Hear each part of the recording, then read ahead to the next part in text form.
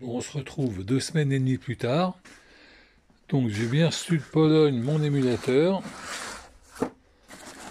Donc j'avais déjà regardé vite fait. Donc voilà, ça se présente comme ça. Donc là il y a quelques petits accessoires qu'on va regarder tout à l'heure. Et voilà. Donc en fait si tu veux, c'est exactement ça, je le mets à côté, tu vois. Tu vois la forme ici, c'est ça. Donc voilà, il n'y a plus d'électronique. Enfin il y a l'électronique, mais il n'y a plus toutes les pompes et tous les systèmes. On va être en direct. Donc on va se reprendre ici. Les 4 sorties hydrauliques qui vont venir ici. Et là, c'est le branchement électronique qui va simuler l'ABS, mais il n'y en a plus. Tu vois, c'est marqué ici. Émulateur ABS avec une croix dessus. Voilà, donc on aura un freinage direct. Donc on va récupérer tout ça. Ça va venir ici.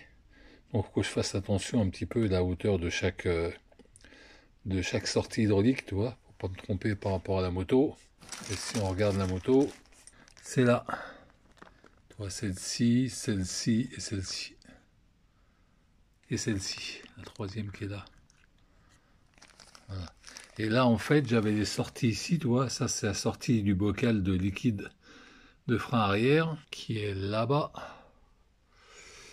Et en fait, je pense que ça, là, tu vois, le petit coude là, ça vient sur les durites. Ça sert plus à rien, en fait, j'ai regardé. Parce que ça, c'était quand tu avais le système ABS pour faire le frein couplé. Maintenant, on n'a plus. On a frein avant et frein arrière. Donc ça va venir sur les 2 durites. C'est ce que tu vois en bout là. Et il y en a une autre plus haut qu'on voit pas là. Mais bon, on verra après qu'on va la monter. Après ça, je sais pas trop ce que c'est. Et donc, mon bloc ABS était attaché ici. Tu vois. Là. Et là-bas. Et si on regarde sur le nouveau, ça va être attaché là et là. Tu vois, ici et là-bas. Et il m'a mis les écrous en long ici. En fait, tu vois, c'était attaché là et là. Et maintenant, ça va être comme ça. Là et là. Alors, c'est bien fait parce que suivant les machines, c'est le même bloc ABS. Mais par exemple, sur les 41200 LT, c'est même que celle-ci, mais en grand tourisme. Parce que je rappelle, celle-ci, c'était théoriquement, enfin pour BMW, c'était la sportive. Les sorties hydrauliques ici sont au-dessus. Donc, c'est encore différent. Et tu as les flats, les BC un drap plat. Je sais pas, mais c'est peut-être encore différent, je sais pas. Hein. Mais toutes les motos de cette même époque-là avaient ce système-là, mais avec des sorties suivant la moto, c'était le même principe, mais les sorties hydrauliques n'étaient pas au même endroit. Voilà, donc on va démonter tout ça. On va déjà démonter les 3 sorties, les mettre pareil sur celle-ci. J'ai ma 4e qui est là, que je vais mettre aussi. Et après, on va présenter ça dans la moto. Et avant, je vais connecter ça, cette petite partie-là, tu vois. Donc je vais te mettre sur pied pour le passage des tuyaux de celui-ci à celui-là. Puis après, on verra comment on fera sur la moto, parce que c'est un peu plus délicat, je peux pas te mettre sur pied.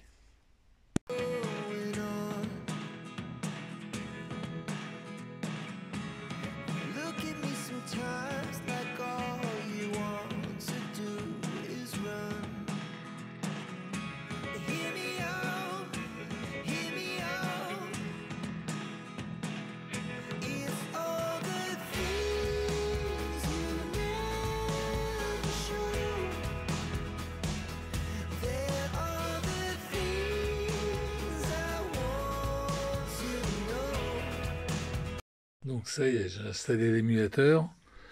C'est une vraie galère pour visser, parce que tu vois, il y a une vis ici, là. Là, tu vois. Et il y en a une ici qui est quasiment impossible à mettre, tout au fond, là, celle qui brille, là. Ouais, celle qui est juste là. Celle-là, j'ai pas pu la visser complètement. Mais bon, ça tient. Hein. Celle-là, elle est vissée complètement. Là, ça tient. Alors, tu vois, après, il faut remettre toute l'hydraulique, tu vois. Celui-là dans celui-là. Celui-là comme ça. Je sais pas si tu vois bien, là. Voilà, celui-là, là. Il faut mettre les petites clavettes, là. Ça se visse. Voilà, donc là, après, l'hydraulique sera terminée. Après, il faut que je branche la grosse prise. Il faut que je branche tout ce que j'ai défait. On se retrouve après, parce que c'est pas fini. Hein. Donc ça y est, j'ai fait tous les branchements électriques. J'ai rebranché en fait ce que j'avais débranché avec la grosse prise. On voit que, tiens là, ça bouge un peu, mais bon.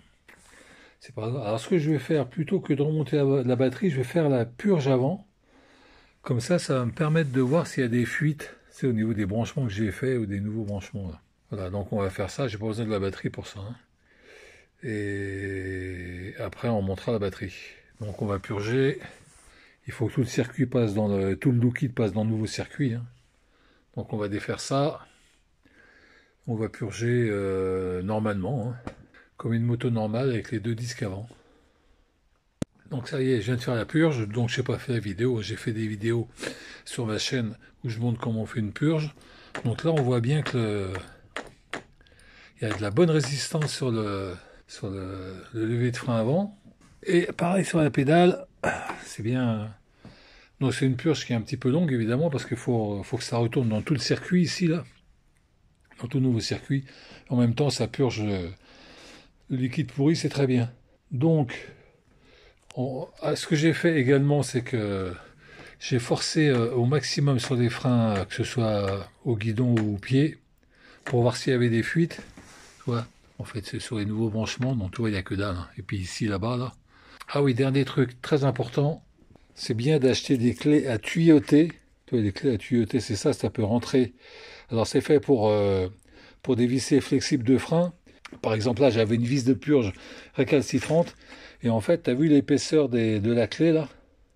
Ça permet de prendre sur toute la hauteur de la vis pour la dévisser. Si j'avais pas eu ça, il y a un disque à l'avant que j'aurais pas pu faire. Donc ça vaut 20-30 balles et ça sert aussi pour les voitures, etc. Donc indispensable, les clés à tuyauter. Voilà, c'est un conseil. Donc maintenant, je vais remonter la batterie qui se trouve là-bas et puis on va voir ce que ça donne. Donc ça y est, j'ai remonté la batterie. Alors juste pour info, pour rappel plutôt, hein, on branche d'abord le plus, parce que si tu touches le cadre, le moins n'est pas encore branché, donc ça ne fera pas continuité de courant. Et après tu branches le moins, si tu touches le cadre, moins sur moins, ça te fera rien. Enfin, de toute façon tu ne prendras pas de coup de jus, mais c'est plus sécure de faire comme ça. Donc j'ai pas tourné la clé, on va voir ça ensemble. Donc théoriquement, le voyant ABS devrait clignoter rapidement et après clignoter lentement. On va voir. Je sais même pas si ça va marcher. J'ai pas essayé. Hein. Ah voilà, tu vois, il a clignoté rapidement, puis lentement. En fait, ça c'est la détection du contacteur de roue avant pour l'ABS. Quand tu fais un tour de roue, il s'éteint. Donc là évidemment il n'y a plus de bruit, hein, parce que c'est... Bon bah écoute, ça semble pas mal. On va aller faire un tour et on va voir ce que ça donne. Et après je te reprends et je te dis un petit peu mon ressenti. Donc ça y est, je viens de faire un tour. Mais écoutez, ça fonctionne bien. Hein. Bon, maintenant il faut tirer fort sur le levier de frein. Alors qu'avant c'était un doigt. C'est redevenu un freinage ordinaire. Bon bah tant pis. Faut faire attention parce que là on est au mois de janvier, ça glisse un petit peu. J'ai fait une amorce de blocage à l'avant. Bon, mais sinon ça freine. Hein. Donc là j'ai tout regardé avec la lampe pour voir s'il y avait des fuites au niveau de la plomberie là. Et non, ça... Nickel. Pas de fuite. Le frein arrière fonctionne bien également. Donc voilà, si vous voulez faire la même chose sur votre moto, ça fonctionne. Maintenant c'est vrai qu'on perd un petit peu l'un des attraits de cette moto avec ce freinage incroyable. Mais bon, comme j'ai dit précédemment, 100% des ABS tombent en panne. On n'a pas le choix. Voilà, j'espère que cette vidéo vous intéressait, que vous ayez ou pas ce type de moto. C'est bon pour la culture générale. Voilà, bah écoutez, abonnez-vous. Et je vous dis à très bientôt pour une nouvelle vidéo. Bye.